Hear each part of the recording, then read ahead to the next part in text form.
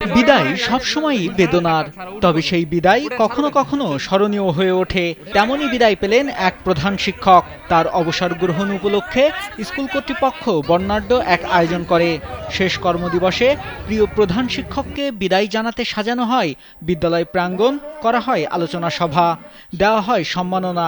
সবশেষে প্রিয় শিক্ষককে কর্মস্থল থেকে নিজ বাড়িতে পৌঁছে দেওয়া হয় সুসজ্জিত ঘোড়ার টমটম গাড়িতে। সুসজ্জিত এ ঘোড়ার টমটম গাড়ি দেখে পুরো পথে পথচারী ও স্থানীয়রা অপলক তাকিয়ে থেকেছেন।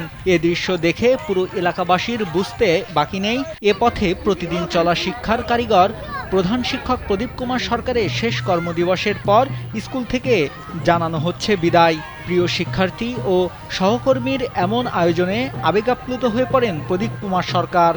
অত্যাধুনিক ফিচার সম্বলিত বিভিন্ন সাইজ আর কালারের 250-টিরও বেশি ডিজাইন অপশন নিয়ে ওয়ালটন স্মার্ট ফ্রিজ, বোঝে আপনার প্রয়োজন। লালমনিরহাটের কালীগঞ্জ উপজেলার বারাজান এসসি উচ্চ বিদ্যালয়ের প্রধান শিক্ষক প্রদীপ কুমার সরকারকে এভাবেই বিদায় জানানো হয়।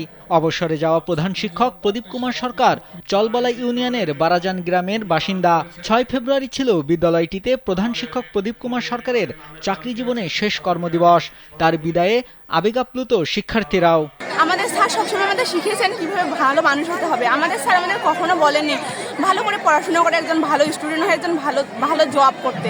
আমাদের সবসময় আমাদের শিখিয়েছেন নৈতিক শিক্ষায় শিক্ষিত হয়ে একজন ভালো মানুষ হতে। আমরা সত্যি অনেক গর্বিত এরকম স্যারকে আমাদের জীবনে পেয়ে। স্যারকে আমরা বিদায় দিতেছি, কিন্তু অবশ্যই আমরা বিদায় দিতেছি না, অন্তরালে তিনি সারা জীবন আমাদের থেকেই যাবেন। তো স্যারের এই বিদায় অনুষ্ঠানে আসলে আমাদেরকে খুবই আবেগাপ্লুত করতেছে। স্যার আমাদের খুব প্রিয় একজন ব্যক্তিত্ব ছিলেন। তো আমরা সবাই যেমনি শোকাহত তেমনি আবার সমস্ত বন্ধু বান্ধবকে আজকে আমরা এখানে পাইছি, পাওয়ার পর আনন্দ অনুভব করতেছি। বিদ্যালয়ের অন্য শিক্ষকরা বলেন, বিদায় বড় কষ্টের, তবুও মানতে হবে, তাকেও একদিন বিদায় নিতে হবে।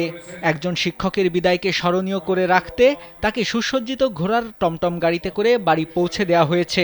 উনি অত্যন্ত ভালো একজন প্রশাসক হিসেবে ওনার যে দায়িত্ব সঠিকভাবে পালন করেছেন। স্যারের ছাত্র হিসেবে আমিও এখন শিক্ষকতা করছি।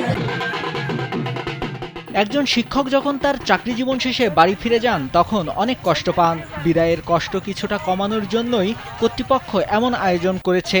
শুধু প্রদীপ কুমার সরকারই নন, প্রতিটি শিক্ষকের বিদায় এমনই হওয়া উচিত বলে জানান এলাকাবাসী।